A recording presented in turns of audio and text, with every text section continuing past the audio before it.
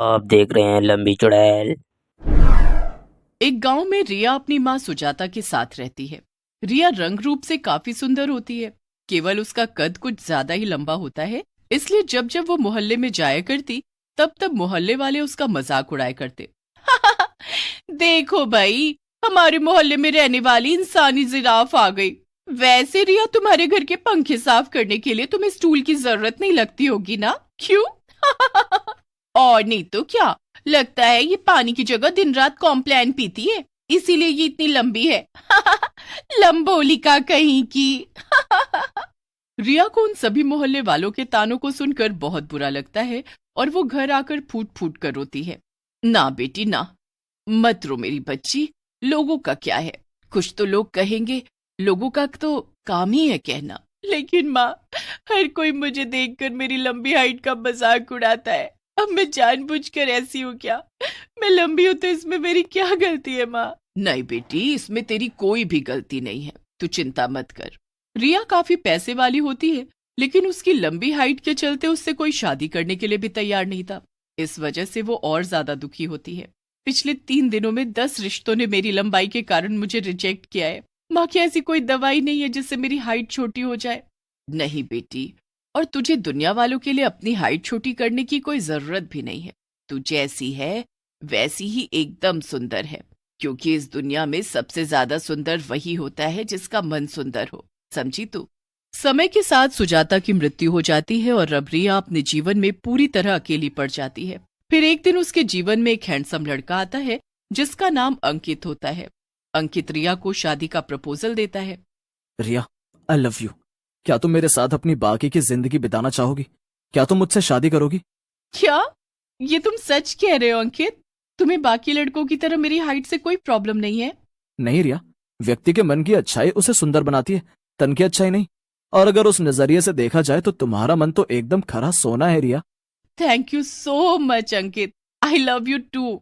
हाँ, मैं तुमसे शादी करने के लिए तैयार हूँ। इस तरह अंकित और रिया दोनों शादी कर लेते हैं। लेकिन शादी के बाद एक रात अचानक से अंकित रिया को सरप्राइज देने के लिए एक पहाड़ी इलाके में ले जाता है। अंकित, यहाँ क्यों लाए हो तुम मुझे? ऐसा कौन सा सरप्राइज देना है तुम्हें मुझे यहाँ पर? बताओगे भी? ओफो, अगर बता दिया तो सरप्राइज सरप्राइज थोड़ी रह जाएगा। मैं तुम्हें सीधे दिखाता हूँ। इतना कहकर अंकित अपनी जेब से एक नुकीला चाकू निकालता है और वो चाकू देख रिया डर जाती है। ये क्या अंकित, तुम ये चाकू क्यों लाए हो यहाँ पर? क्योंकि इस चाकू से मुझे तुम्हें जान से मारना है, और तुम्हारे मरने के बाद तुम्हारी सारी प्रॉपर्टी, सारा पैसा मेरा हो जाएगा। अब तुम्हारा इस दुनिया से जाने का वक्त आ गया है और मेरा इस दुनिया में ऐश करने का वक्त। तुम्हें क्या लगा तुम जैसी लंबी लड़की से मैं प्यार करूंगा? अपनी हाइट देखी है तुमने? कुतुब मीनार जितनी लंबी हो तुम। हाँ, तुम जैसी बदसूरत लड़की से कौन प्यार करेगा? मरने के लिए तैयार हो जाओ रिया। अंकित रिया को चाकू से मार देता है और वहां से चला जाता है। रिया की लाश वहीं पड़ी रहती है। रात को जब उस पहाड़ी रास्ते से एक गरीब डाकिया गुजर रहा होता है, तभी रिया को मरा हुआ देख वो डर जाता है। ये क्या? ये लड़की तो मर चुकी है, इसका तो खून किया गया है। बाप रे बाप। तभी उस डाकिया के सामने रिया अपने चुड़ैल वाले रूप में आती है। अरे नहीं, इतनी लंबी चुड़ैल! तुम्हारा शरीर यहाँ है और तुम यहाँ चुड़ैल बन चुकी हो। मुझे बख्श दो, मुझे यहाँ से जाने दो। मैंने कुछ नहीं किया है, मैं तो बस यहाँ से जा ही रहा था, उतने में तुम्हें यहाँ देख लिया। तुम्हें घबराने की कोई जरूरत नहीं है डाक बाबू, क्योंकि मैं बेगुनाह लोगों के साथ कुछ गलत नहीं करूंगी। लेकिन हाँ, अगर तुमने गांव में किसी को मेरे बारे में बताया तो मैं तुम्हें जिंदा नहीं छोड़ूंगी। ना बाबा ना, मैं गांव में किसी को भी तुम्हारे बारे में नहीं बताऊंगा, बिल्कुल भी नहीं। इतना कहकर वो डाकिया कांपते हुए पैरों से फटाफट साइकिल चलाते हुए वहां से चला जाता है। रिया के मन में अब अपने बदले की आग जल रही थी। बहुत गलत किया है उस अंकित ने मेरे साथ। अब मैं पहले अपना बदला पूरा करूंगी और फिर इस गांव के हर उस व्यक्ति को कड़ी से कड़ी सजा दूंगी जो किसी की खामी का मजाक उड़ाकर उनका जीना दुश्वार कर देते हैं। अंकित अब रिया के पैसों से ऐशो आराम से भरा जीवन व्यतीत कर रहा होता है और वो एक महंगे क्लब में पार्टी कर रहा होता है। अबे कल्लू, ये क्या है? मेरी स्कूल ड्रिंक में और बर्फ डाल, वरना मैं तेरी बंदर जैसी काली शक्ल को कोयले से भी काला बना दूंगा। सॉरी सर, अभी लाता हूँ मैं। अंकित जब थोड़ी देर बाद क्लब से बाहर आता है, तभी उसकी गाड़ी के सामने एक लंबी औरत आती है और जब वो गाड़ी से बाहर निकलता है तब चुड़ैल रिया को देख उसकी सांसें थम सी जाती हैं। बहुत मजा आया ना तुम्हें मुझे मारकर और मेरे पैसे हड़प कर। तुम पर मैंने इतना टूट विश्वास किया, लेकिन तुमने मेरे साथ ही विश्वासघात किया। अब मैं तुम्हें नहीं छोड़ूंगी। उस वेटर के काले रंग का मजाक उड़ाते हो। अरे खुद की शक्ल देखी है कभी? मुझे माफ कर दो रिया, मुझसे बहुत बड़ी गलती हो गई, पर मुझे मारना मत। मैं तुम्हें तुम्हारे पैसे फिर से लौटा देता हूँ, पर मुझे मारना मत रिया, मुझे मारना मत। नहीं, तो जैसे नालायक आदमी को जिंदा रखने की गलती मैं कभी नहीं करूंगी। ये ले। रिया अपनी शैतानी शक्तियों से अंकित के शरीर का सारा खून पी जाती है और फिर उसे मार देती है। अंकित को उसके किए की सजा मिल जाती है। फिर एक दिन गांव में हरिया हलवाई के पास एक मोटा आदमी काम करता है, जो कि बहुत ईमानदार और मेहनती होता है। उस मोटे आदमी का नाम भूषण होता है। सेठ जी ऐसा मत कीजिए, मुझे मेरे पैसे दे दीजिए। आपने मुझे पिछले महीने के पैसे भी नहीं दिए, ऐसा मत कीजिए। अबे ओ मोटे सांड, चल निकल यहाँ से। बहुत हुआ तेरा नाटक, जा नहीं दूंगा मैं तुझे तेरे पैसे।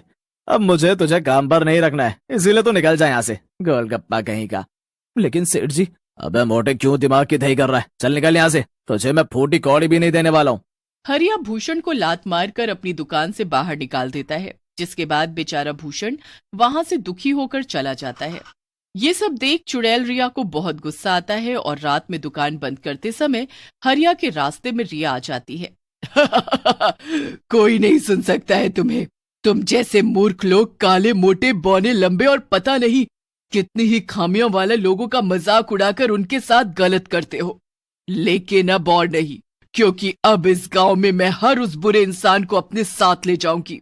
नहीं नहीं, मुझे माफ कर दो, मुझसे गलती हो गई, मुझे माफ कर दो लंबी चुड़ैल, मुझे माफ कर दो। रिया हरिया को घसीटते हुए अपने साथ चुड़ैल लोक ले जाती है और वहां के पिंजरे में उसे बंद कर देती है। फिर एक दिन जब रिया एक कॉलेज के पास से गुजर रही होती है, तभी वो कुछ लड़कियों को एक बौनी लड़की का मजाक उड़ाते हुए देख लेती है। अरे देखो तो, ये बौनी आई है। जल्दी से सब अपनी अपनी गर्दन नीचे की तरफ कर लो, वरना कोई इसे देख ही नहीं पाएगा।